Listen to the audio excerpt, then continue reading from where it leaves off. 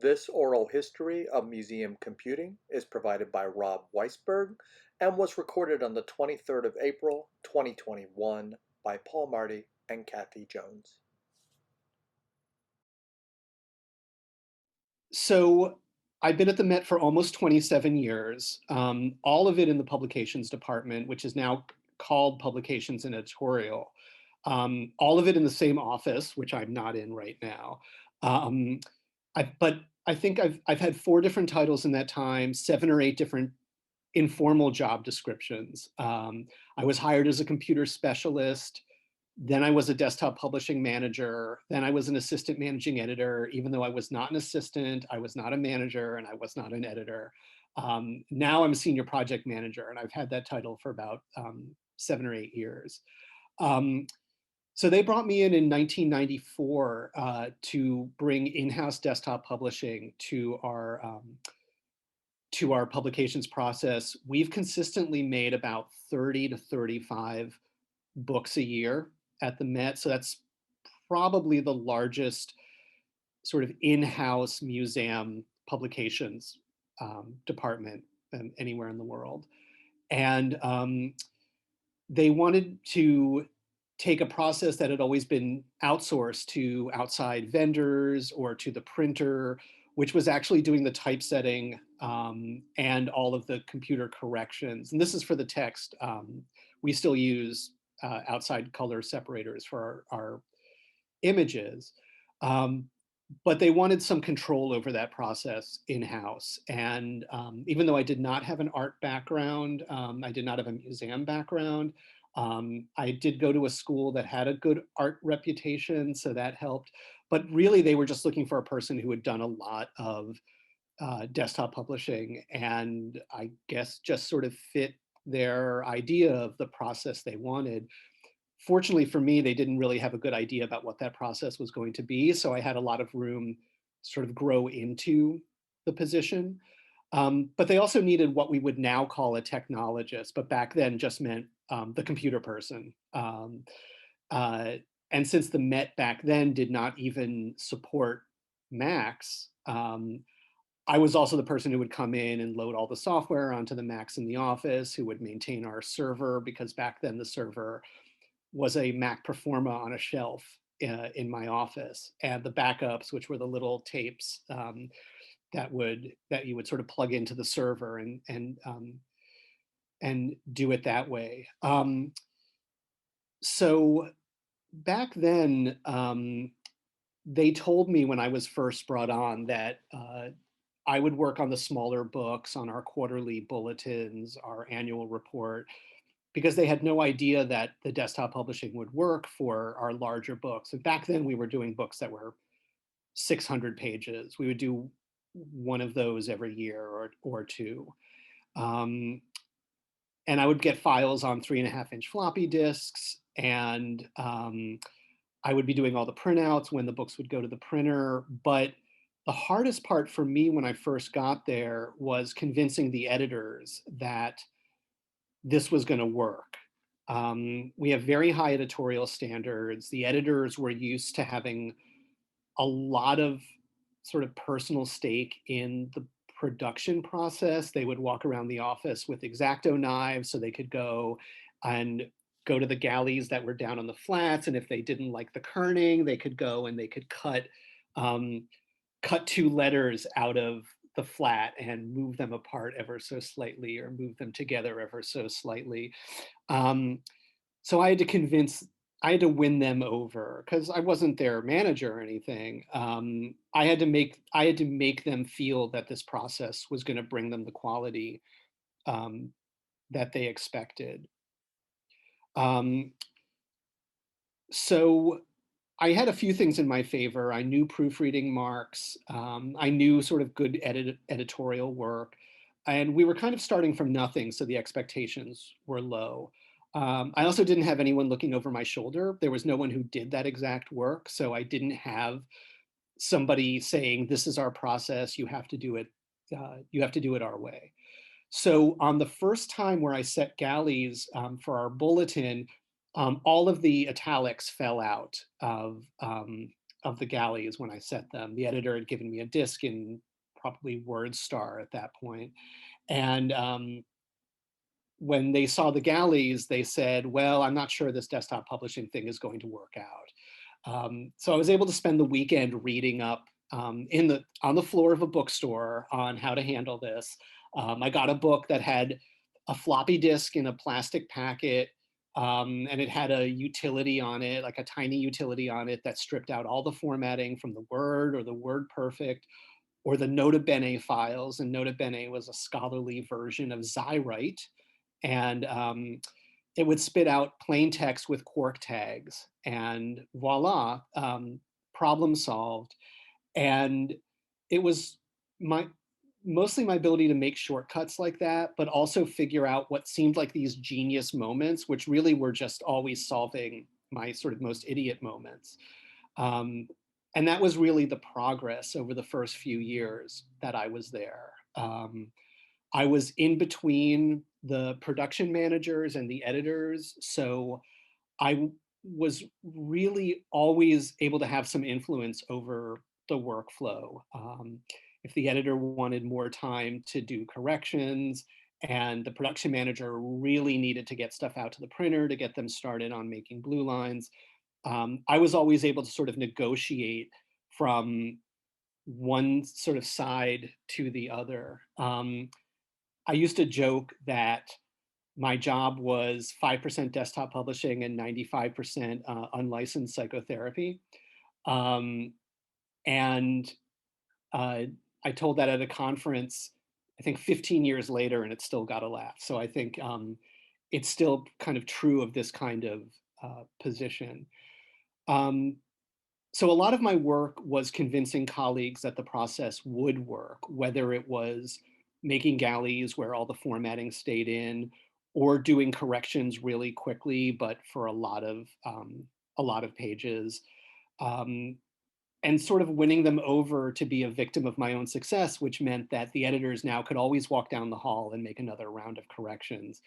Um, so I think just that, and not being a problem, not being a diva about it, was not lording the technology over anybody, not giving them techno babble when things would happen, like suddenly all of the small caps characters or random small caps characters in our printouts would turn into numbers because of unexpected postscript errors, because the files might be too large.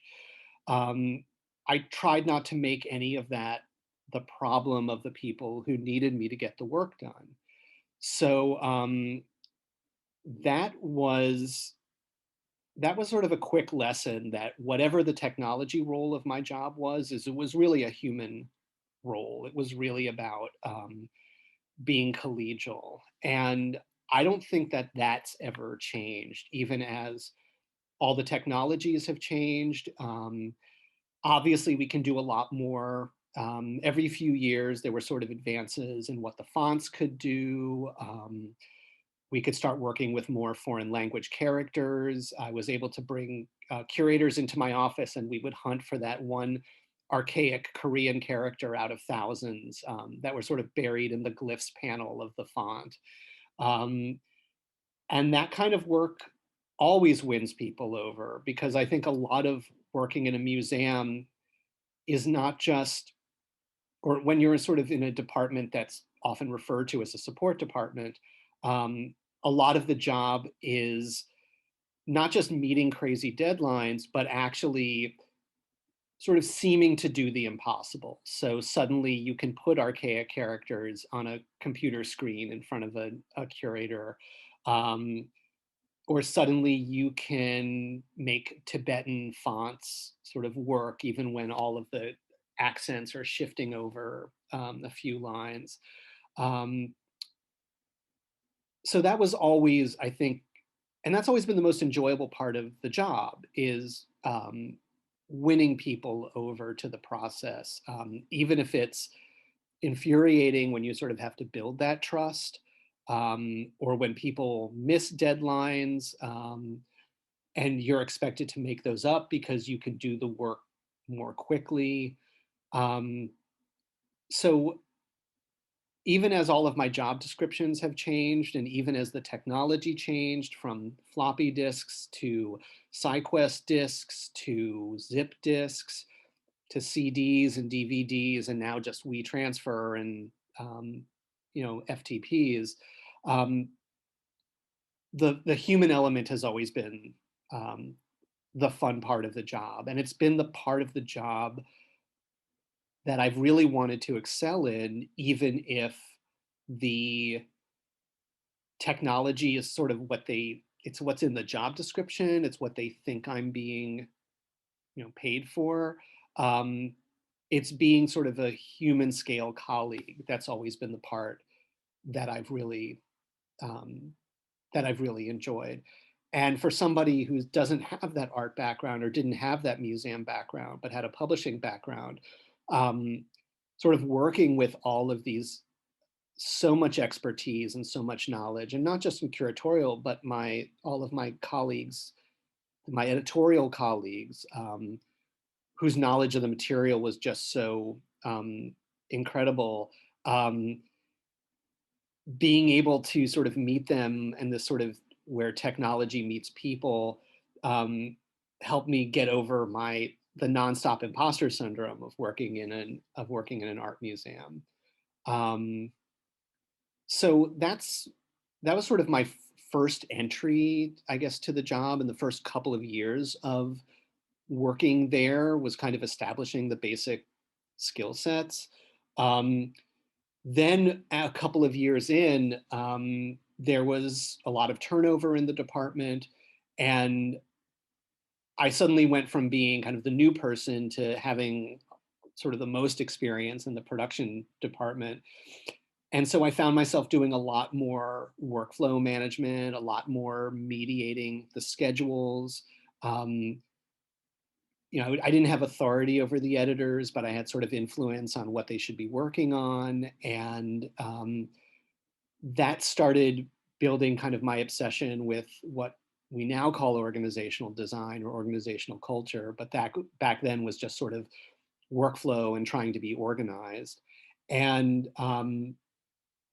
so um, as I sort of established the process more and more, and after a while, as it started to become an established process, uh, I found that I was able to broaden my horizons a bit from just being the computer person kind of in my office, getting disks in or files in and kind of bringing out galleys or printouts.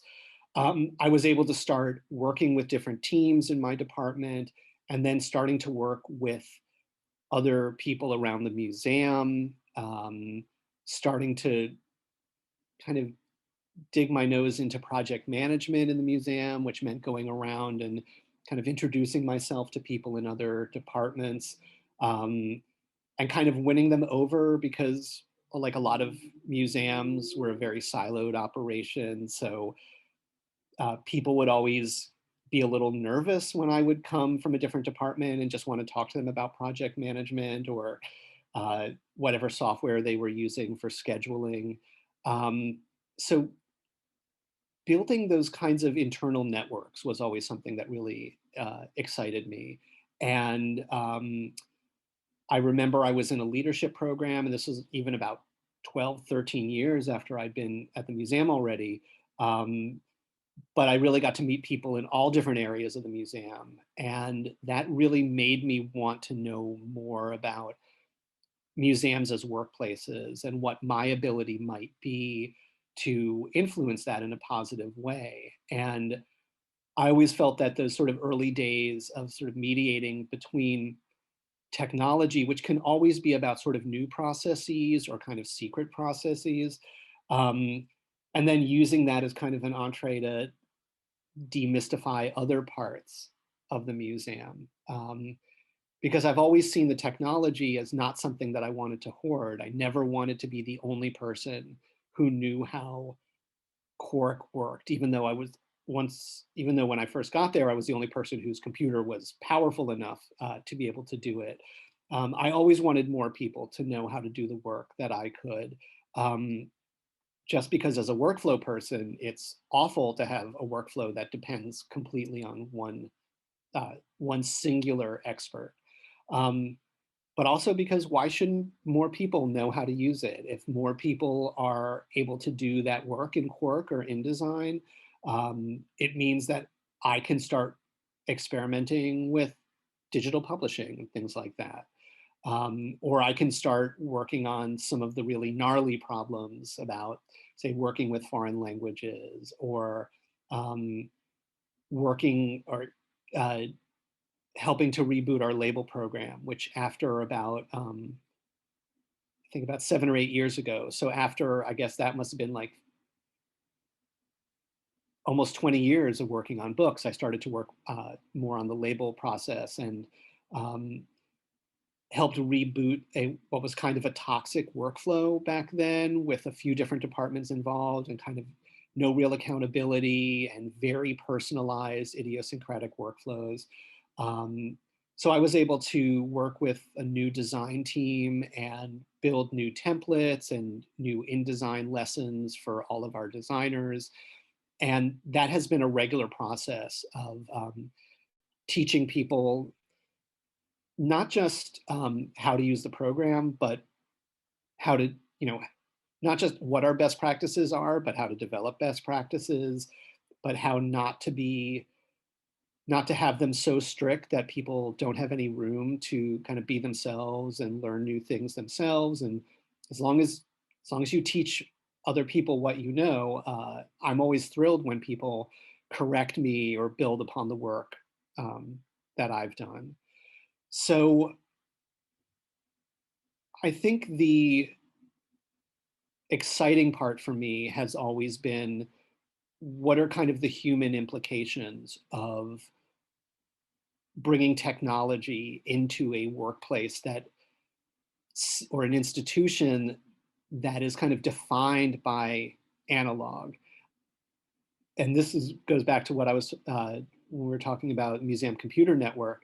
Um, we had a digital department come in probably in the early aughts, and started building the museum's website. Um, and I guess actually the digital department as we think of it now probably didn't start till maybe even like 2010 or so. Um, though there had been a website before then, it was being maintained by one person or another. Um, so when our digital department did start to form from a few different departments. My editorial department is not part of the digital team, even though we're both sort of in the content area of the museum. Um, so the digital department started bringing a lot of people who had a lot of expertise, not really in desktop publishing, but a lot of higher end uh, applications.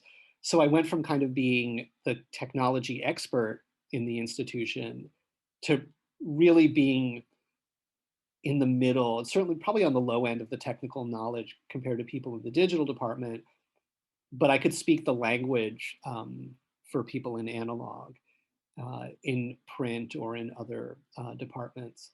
And also, when you think about Museum Computer Network, my first time I was invited to MCN was to give a talk as part of a panel called Print Meets Digital. And I sort of joked that I was kind of the unfrozen caveman, and I didn't know all of this terminology. And I mean, I do admit at my first MCN, I probably didn't know the subject matter of half of the panel. It was a lot of acronyms I didn't really know. Um, but I found the community so welcoming, and so excited to have somebody from the print side of things who wanted to have these conversations and who wanted to learn. Um, and I found that was pretty consistent. I would go to conferences like Digital Book World or Tools of Change back in the early teens. And when I would show up at Digital Book World with my lanyard that said Metropolitan Museum of Art, the first thing people said was, "Oh, is the Met going to stop making exhibition catalogs? Because I love those. I was like, no, no. Um, I'm just here to find out what's going on with digital publishing for art books. Back then, the answer was not a lot, and but people would say, "Oh no, we have a lot of things to show you," and then they would show me children's books or kids' books, which were sort of always the vanguard of digital publishing. And while there has been a lot of digital publishing pilots for art books now, there's still no established format. There's still no established functionality. Um, so we do some experiments with digital publishing, but fortunately, we're still our 700-year-old UX of printed books still very popular, and the Met still does it very well. We still make money for the institution. Um, so I guess we've sort of had the luxury of trying to figure out what the next type of publishing might want to be and what would actually work for our readers or our users, or whatever you want to say. Um, in the early aughts, I got involved in our first sort of signature digital project in the editorial department, which was our digital backlist, which is called Met Publications, and it's still going now. And almost every book going back to 1964 has an entry on Met Publications. So I was in charge of getting hundreds of books sent out to be scanned and getting them set up and helping to set up a print on demand project, which we sunsetted a little while ago. And I'm still feeding 30 books a year into MetPubs. Um, but that's been another sort of, it's a digital project, but it really represents kind of a slice in time of our publications program. Um, and so now between the labels that I work on and MetPubs, still being a department technologist, my job is still this kind of weird mix of analog and print, but just as it did 27 years ago, it's still about building relationships with people. It's still about figuring out what is the process and what is the culture, and keeping it humanist. I gave a talk, I was invited to give a talk in Germany the summer before the pandemic, about agile workflows in the cultural sector. And I'd said, oh, I'd love to come and talk. What exactly does that mean? And the answer was, like a lot of things with Agile, with sort of a lowercase a, it was meant about being a learning process and being an iterative process. And books are generally not very agile because the timeframes are pretty long. And when you work in a museum, the workflows um, might be hard to repeat because influential curators tend to impose workflows rather than have them imposed upon them. Um, but the key to it, you know, as I said in my talk, was not getting so hung up on the parts of Agile um, that impose themselves on other people, like having sprints and like having hard deadlines. Instead, to look at what are the priorities, what are we all trying to accomplish, how do we win people over to the importance of having particular deadlines, how do we win people over to having best practices or learning or teaching each other. Um, and even now, as I'm looking at bringing sort of more people into the ability to typeset labels, um, it's exciting for me because it's a teaching opportunity. And I think that for me was always the most exciting part, was what can I learn and then what can I teach to other people? Um, I think demystifying the process has always been what I've been trying to accomplish. And I think as now that younger staff are coming in and I'm no longer sort of the new tech person, I think being ready to teach people, and if not about technologies, because they probably know it better than I do, but being about what are the unwritten rules in the institution and what is the culture like and what parts of the culture are we trying to change, and seeing everyone as a part of making those changes. That for me has been, I think, the technology journey that I've seen sort of in the institution. And so I'm gonna tell one story, which I think for me is, I don't think it's not the highest technology story, but for me, um, because when people ask me um, what do you think your enduring legacy will be in the department, and I just say immediately, it's the spreadsheet. And the so what's so what I found, where this story comes from is, um, one of the things I started noticing when I'd worked on all of the books for a few years, because I was the only person who really had kind of a role in all of the books. And what I what I really found was I seemed to be the person who knew that we were going to be sending 3 books out to the printer on the same day. And the challenge for me was that I was also responsible for printing out multiple copies of all of the pages in the book that were going to the printer. And that might mean if 3 books were going to the printer on the same day, I might be responsible for printing 2,000 pages to go out. And we didn't have enough printers in the office that could print on tabloid-sized pages to do that kind of output. So I would start calling to people's attention that, oh, well, we have 3 books going out in 3 days, or do you really want to send 4 books out on 4 consecutive Fridays? Or you realize that this is the Friday before Memorial Day or Thanksgiving and no one's going to be around. So, um, back then, there wasn't a lot of sort of organizational scheduling software. So the only trick for me was just I sort of made a whiteboard in my office with like construction paper and tape, and um, just like put like colored markers to make sort of my own Gantt chart. Um, and that was fine for me because it would help me flag when there were potential conflicts, but it wasn't, obviously wasn't shareable. And so I started suggesting to people that we make our schedules shareable, at least within the department.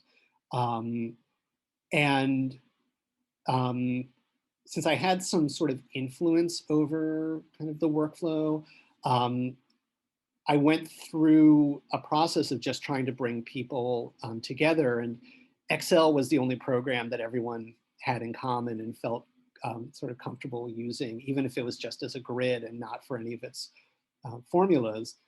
Um, so I started trying to convince people like we need to have like a regular status meeting, um, and we need to have kind of a document that's a core for this. And that document should list all of our schedules and information for all of the books in one place. And we should just sort of go through it now. And now it seems like the last thing people want to have is a big status meeting. So there was a bit of a fear of sharing the information too widely. There was a bit of fear of writing things down, because what if a curator misses a deadline, and then we could say, but here's the schedule that you agreed to. It's like, well, it's not going to change whether they miss the deadline or not. Um, the schedules are for us so that we can be more informed, not necessarily to impose things on other people. Um, so so getting individual people to say this was a good idea was not a problem, but trying to get 12 people or so to work with a new kind of a document and go to a new kind of a meeting was just not just trying to order a pizza for 12 people, but also like get everyone to agree on a recipe and get everyone to agree on like, where we were going to have the pizza to eat. It was not easy. Um, So I was spending a lot of time talking people down from um, all the other people who would be there. And what if this person's not going to agree to it? And what if this person's going to be a diva about it? And I just thought, after weeks and months of years, I thought like, um, am I actually going to have to leave because I couldn't get this spreadsheet together? Um, and what was nice is that over time, more people, younger people started to come into the department who were more organizationally minded, um, and who were also had understood the importance of trying to win people over or managing up.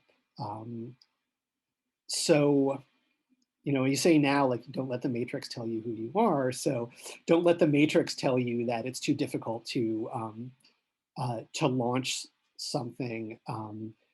And so back then it was almost like a design thinking process, like trying to think, what are the empathetic steps I need to win people over and to keep them from being threatened?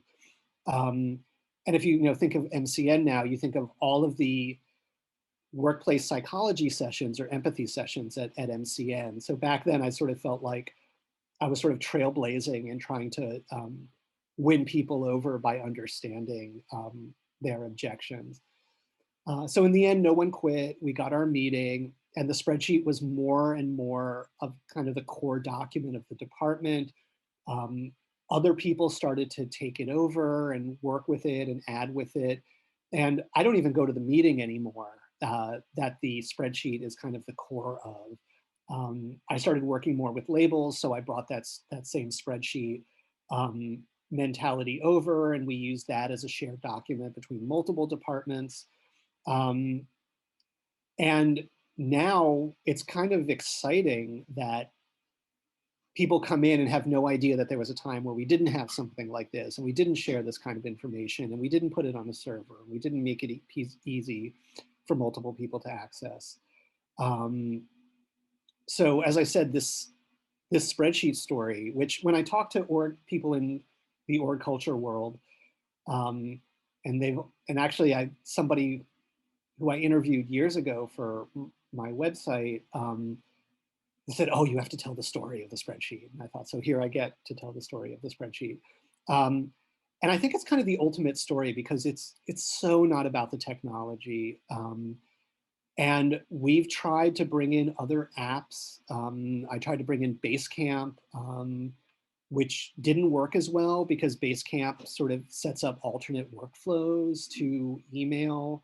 Um, so the spreadsheet itself always ended up being kind of the non-threatening core of our shared workflows. And to me, it's kind of the ultimate expression of people over technology and people over process. And the simpler, the better. Especially if you don't have like a really high level mandate to enforce a new workflow or enforce a new application. Um, so I think in some weird ways, like that's almost my technology secret, is the simpler the better, the more invisible the better. Um, so I think about the advances that I've seen in the technology in the time I've been at the museum. And I mean, there's no doubt that we've had vast improvements in the technologies that we use to produce our books. Improvements in printing, improvements in proofing, um, improvements in monitors, even if quality control on fidelity on a screen is still, a quest for production managers. Editors have many more digital tools that they can use for marking up files.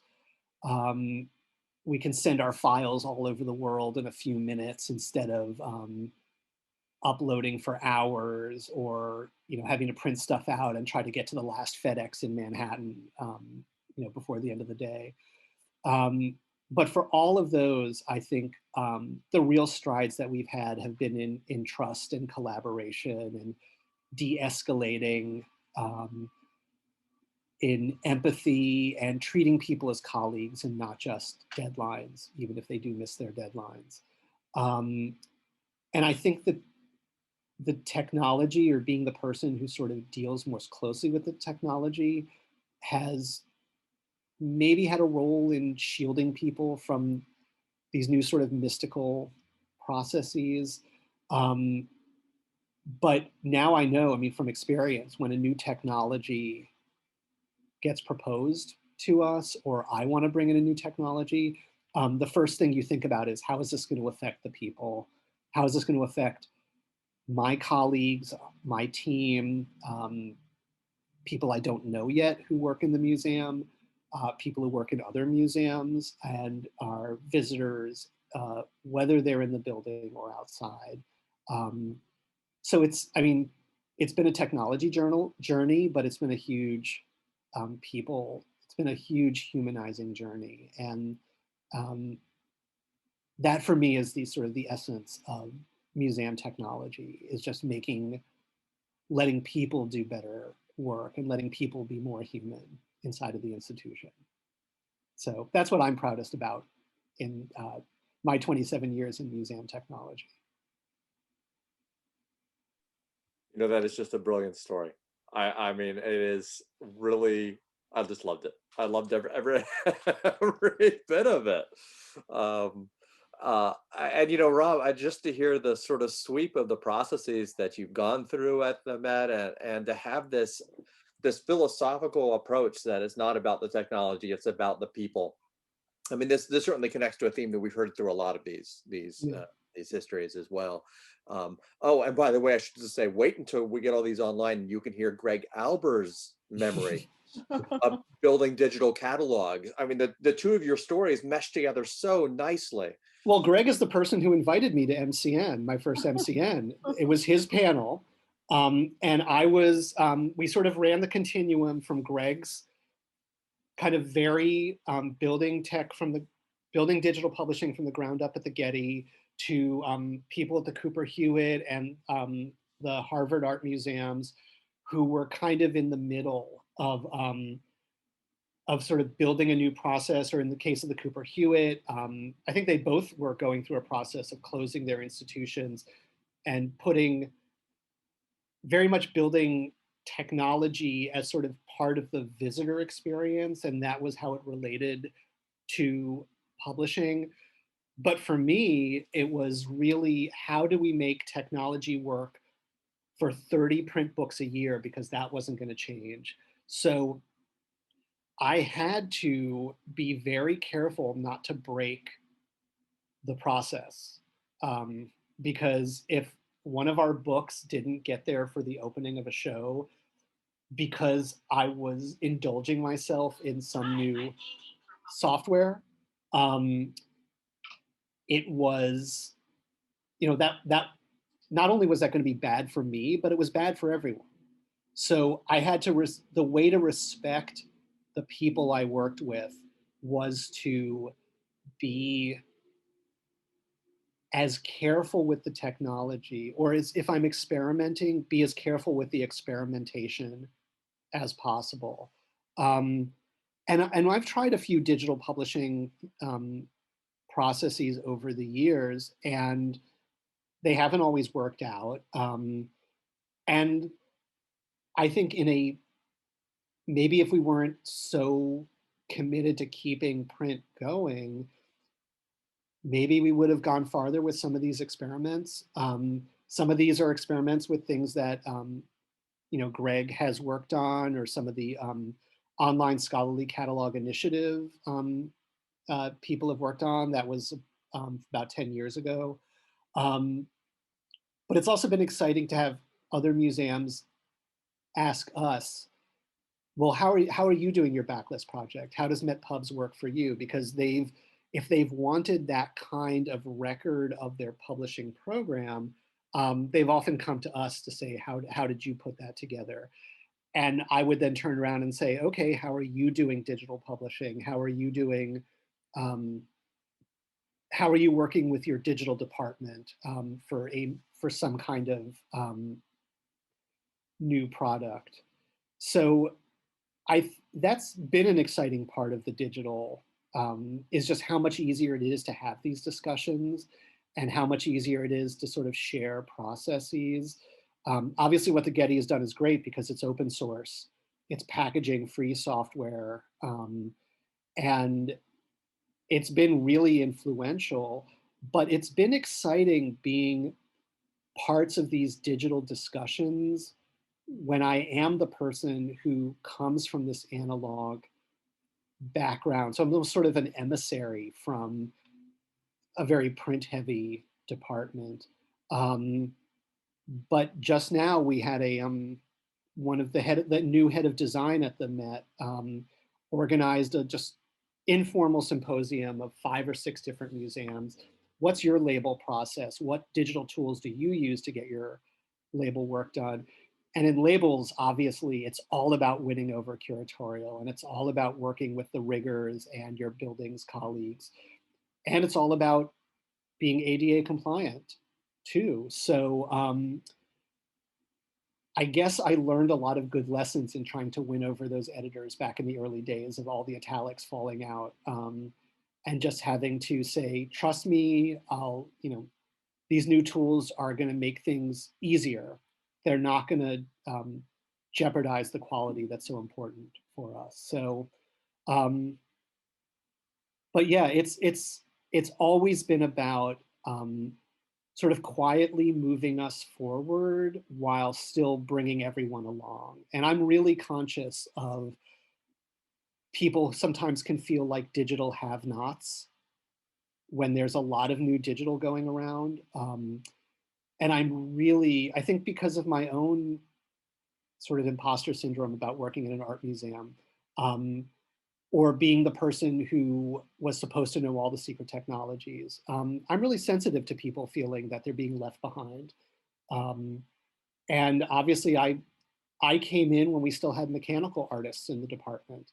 So I was really cognizant of, technologies can sort of dehumanize people and push them out. So how do we make the technology a non-threatening part of people's work so that they can be digital haves, or that there aren't any more haves or have-nots, but just everybody sharing some combination of tools and networking to do things for each other and to do things for our audiences and our communities. So.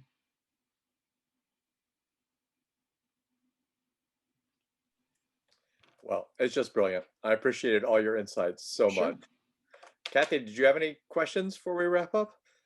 No questions. I just also appreciate the humanizing efforts and think that's wonderful. Really, really good to hear just the philosophy throughout. I love the workflow examples, your spreadsheet example, right? I mean, I'll have to write to the org designer who I talked to, who has said, 6 years on, I'm finally telling the spreadsheet well, story. But yeah, perfect. It reminds me. Sorry, go ahead. No, I was just gonna say, I think it just encapsulates everything that I wanted to accomplish, because I want people to not even know there was a time we didn't use it. It's that non-threatening Right. a process. So. And I was just going to say, it reminded me of I know I've seen some MCN talks. I think like Rob Stein has talked about like dashboards and things like that, and how those internal tools are so useful for getting the staff to rethink their own workflows and their own processes. And that's, again, it's speaking to the human side of the technology. Right.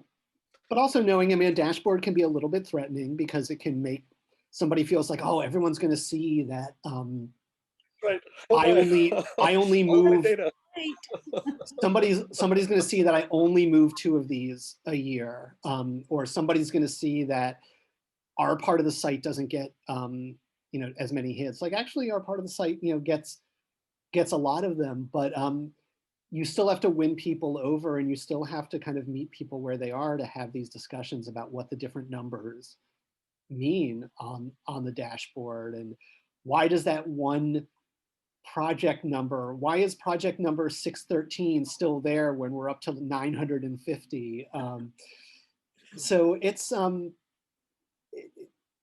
you still need a lot of good colleagues to make any kind of tool work.